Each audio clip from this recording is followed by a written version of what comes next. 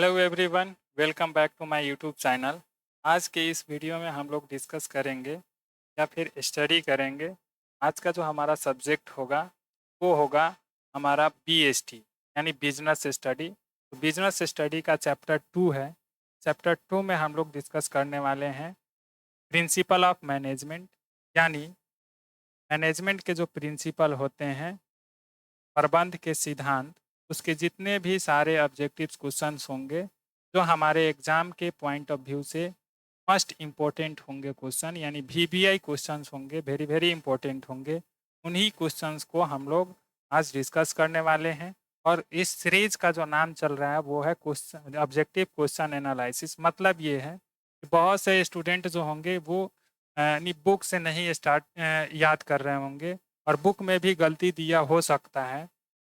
ठीक है, तो उनको हम कैसे सही करेंगे, कौन सा ऑब्जेक्टिव क्वेश्चंस का आंसर क्या सही होगा। गेस्ट पेपर से भी याद करते हैं। गेस्ट पेपर में बहुत सारे क्वेश्चंस का कहीं पे कुछ और आंसर दिया रहता है, कहीं पे कुछ और आंसर दिया होता है, जिसके कारण से स्टूडेंट्स में बहुत सारे वो डाउट क्रिएट हो जाते हैं। ठीक है, या डाउट होने लगते हैं। उन सभी का निदान इस सीरीज से हो जाएगा, क्योंकि इस ऑब्जेक्टिव क्वेश्चंस एनालिसिस वाले जो सीरीज में है कि हम लोग हर एक क्वेश्चंस पर एनालिसिस करते हैं। जिस पे डाउट होता है, डाउट नहीं होता है, उसको ऐसे ही पास करते हैं। ठीक है, तो चलिए इस सेशन को स्टार्ट करते हैं। और हमारा फर्स्ट जो क्वेश्चन है वो क्वेश्चन है पहला कि वैज्ञानिक प्रबंध के पिता हैं कौन सा है। तो गिलब्रेथ, टेलर, रॉबर्टसन, किम्बल।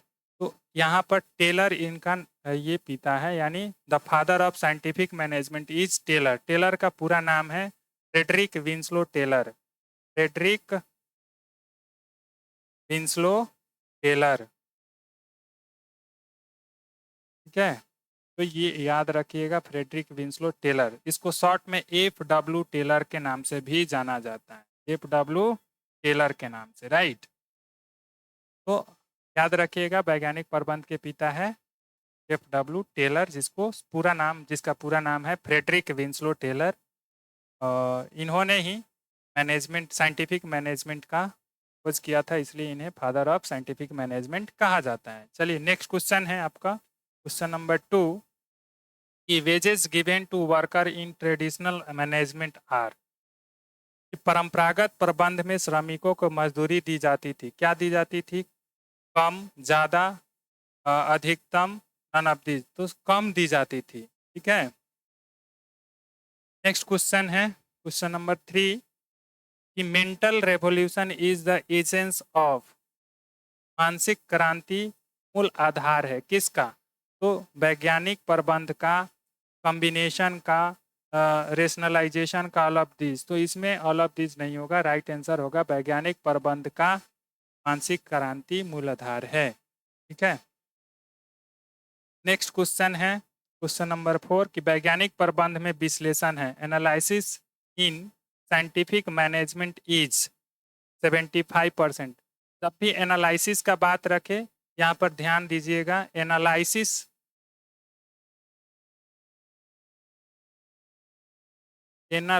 का बात करें, ठीक है, तो ये एनालिसिस में 75% है। लेकिन टाइम एक्सपेंड का जब बात करें तो टाइम एक्सपेंड करता है अपना, टाइम स्पेंड जो करता है वो है 35% है।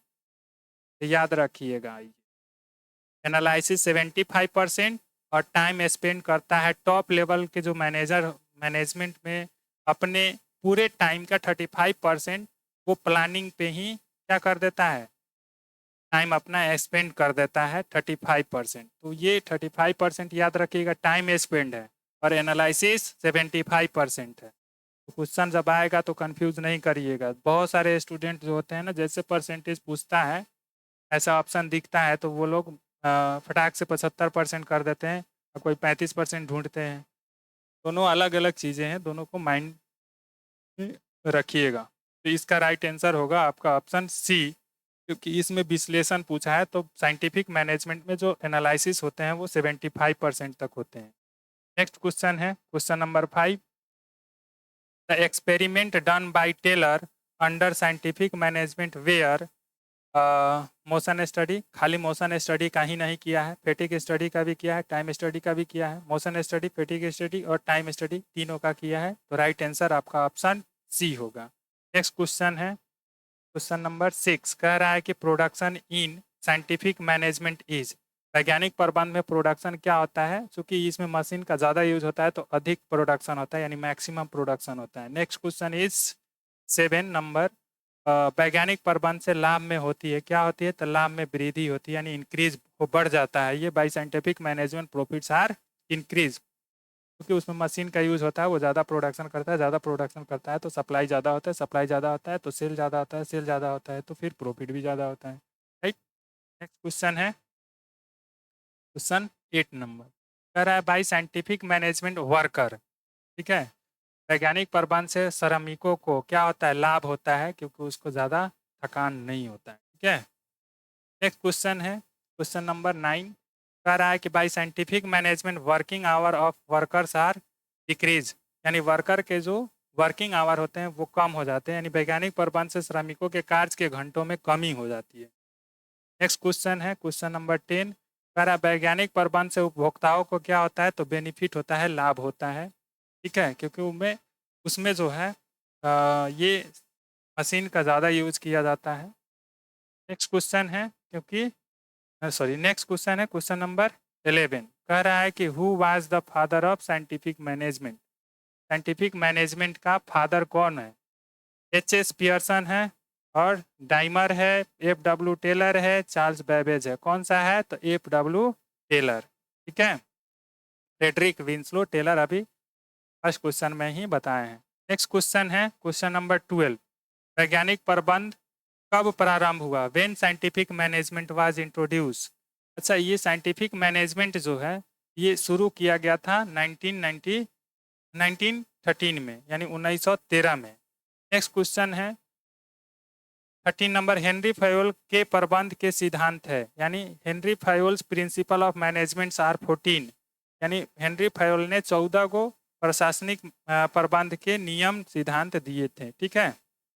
नेक्स्ट क्वेश्चन है हेनरी फयोल का जन्म हुआ था फ्रांस में। ठीक है, हेनरी फयोल का जन्म हुआ था फ्रांस में। देखिए हेनरी फयोल जो है ना, ये हेनरी फयोल है क्या? ये एक आदमी है जो कि एडमिनिस्ट्रेटिव मैनेजमेंट का ये प्रोफाउंडर है या पाइनियर है या खोज करता है। ठीक है, तो ये प्रशासनिक प्रबंध यानी एडमिनिस्ट्रेटिव मैनेजमेंट को हम लोग हिंदी में कहते हैं प्रशासनिक प्रबंध, इसी का खोज करता है ये, या इसको फादर कहते हैं, प्रशासनिक प्रबंध का पिता कहे जाते हैं ये हेनरी फयोल, जिनका जन्म 1841 ईस्वी में 1841 ईस्वी में फ्रांस में हुआ था। कहाँ हुआ था? फ्रांस में। और इनका जो डेथ हुआ है, मृत्यु हुआ है, ये मरे हैं 1925 ईस्वी में। ठीक है, तो ये तो था एडमिनिस्ट्रेटिव मैनेजमेंट का। और एक है एफ.डब्ल्यू. टेलर। एफ.डब्ल्यू. टेलर जो है ये भी हैं, ये साइंटिफिक मैनेजमेंट का है, साइंटिफिक मैनेजमेंट के फादर कहे जाते हैं। ठीक है, मैनेजमेंट के फादर, हिंदी में इसको वैज्ञानिक प्रबंध के पिता, वैज्ञानिक प्रबंध के ये पिता कहे जाते हैं। इनका जन्म हुआ है 1856 ईस्वी में, अमेरिका में हुआ है, यूएस में हुआ है। ठीक है, अमेरिका में। तो यहाँ पे 1856 में हुआ है और इनका मृत्यु जो है 1915 ईस्वी में हुआ है। ठीक है, तो याद रखिएगा। और ये हेनरी फयोल जो थे, ये थे खनन इंजीनियर, यानी माइनिंग इंजीनियर थे। ये खनन इंजीनियर थे। ठीक है, और ये जो थे मैकेनिकल इंजीनियर थे, मैकेनिकल इंजीनियर थे ये। तो दोनों याद रखिएगा, बहुत सारा क्वेश्चन आता है इन दोनों से। ठीक है, दोनों में ही बहुत ही इम्पोर्टेंट है बिजनेस स्टडीज़ में, मैनेजमेंट के क्षेत्र में, क्योंकि हेनरी फयोल ने एडमिनिस्ट्रेटिव मैनेजमेंट का खोज किया था, नियम दिया था, और ये जो है एफ.डब्ल्यू. टेलर ने साइंटिफिक मैनेजमेंट का। चलिए नेक्स्ट क्वेश्चन पे चलते हैं। Question number 15, the propounder of administrative management were, अभी बताए हैं जस्ट, फयोल यानी हेनरी फयोल। नेक्स्ट क्वेश्चन है क्वेश्चन नंबर 16, प्रबंध के सिद्धांत है क्या है? जो भी मैनेजमेंट के जो प्रिंसिपल होते हैं, डायनेमिक होते हैं, फ्लेक्सिबल होते हैं, यूनिवर्सल होते हैं, ऑल ऑफ दिस, तो ऑल ऑफ दिस आंसर होंगे, सबके सब होते ही हैं। नेक्स्ट क्वेश्चन है question number 17, principles of management are not, क्या नहीं है? मैनेजमेंट को जो प्रिंसिपल होते हैं ना वो एब्सोल्यूट नहीं होते, क्योंकि वो उसमें टाइम टू टाइम चेंज किया जा सकता है, क्योंकि वो सिचुएशन बेस्ड प्रॉब्लम्स को सोल्व करने के लिए ह्यूमन बिहेवियर के बेस पर बनाया गया रहता है। मैनेजमेंट का जो प्रिंसिपल होता है वो, इसलिए वो एब्सोल्यूट नहीं होता है, संपूर्ण नहीं होता। ठीक है, नेक्स्ट क्वेश्चन है क्वेश्चन नंबर 18, कह रहा है कि एक कार्य के निष्पादन के लिए प्रबंध को सर्वोत्तम रास्ता ढूंढना चाहिए, वैज्ञानिक प्रबंध का कौन सा सिद्धांत इस पंक्ति की व्याख्या करता है?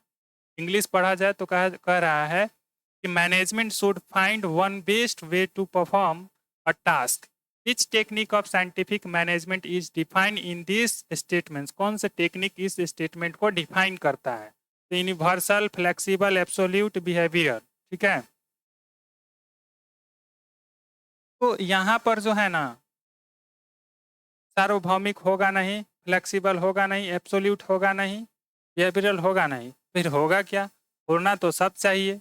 ठीक है, सबसे कौन से चीज को ये कर रहा है? यूनिवर्सल, संपूर्ण, व्यवहारिक, ये लचीलापन को। यानी हमको लग रहा है ना इस क्वेश्चन का आंसर ही गलत दिया गया है, जो इस क्वेश्चन का ऑप्शन होना चाहिए वो दिया नहीं है इस क्वेश्चन में। तो वो इसका जो होना चाहिए ना, ये मेथड स्टडी होना चाहिए, मेथड स्टडी का जो ये टेक्निक है वो होता है, लेकिन इसमें दिया नहीं है। ठीक है, उसी टेक्निक को करते हैं। अगर नहीं दिया है तो फिर से एक बार देखा जाए, एक कार्य के निष्पादन के लिए प्रबंध को सर्वोत्तम रास्ता ढूंढना चाहिए, वैज्ञानिक प्रबंध का कौन सा सिद्धांत इस पंक्ति की व्याख्या करता है? तो कौन सा मेथड स्टडी वाला जो सिद्धांत होता है ना वही इसका व्याख्या करता है, लेकिन यहाँ पर तो वो दिया ही नहीं है। इस technique of scientific management is defined in this sentence, sentence इसमें टेक्निक कोई है ही नहीं। ठीक है, तो ये मेथड स्टडी होगा इसका राइट आंसर। नेक्स्ट क्वेश्चन है क्वेश्चन नंबर 19, प्रबंध के सिद्धांतों की रचना किस प्रकार की जाती है? Bye experience of manager, manager के एक्सपीरियंस के बेस पर किया जाता है। राइट आंसर आपका ऑप्शन बी होगा। नेक्स्ट क्वेश्चन इज 20 नंबर, कह रहा है कि हेनरी फयोल था एक, Henry Fayol was a social scientist, mining engineer, accountant, production engineer. अभी थोड़ी देर पहले बताएं कि हेनरी फयोल जो थे वो माइनिंग इंजीनियर थे, यानी राइट आंसर आपका ऑप्शन बी होगा। नेक्स्ट क्वेश्चन इज 21, कह रहा है कि निम्न में से कौन सा टेलर का प्रबंध का सिद्धांत नहीं है? Which of the following is not a principle of management, यानी scientific management given by Taylor, जो टेलर के द्वारा दिया गया है। कह रहा है science not rule of thumb, functional foremanship, maximum not restricted output, harmony not discord. कहने का मतलब है सहयोग है, विरोध नहीं करना है, ये भी उसका नियम है ही। विज्ञान न कि व्यवहार अधीन, ये भी उसका नियम है ही।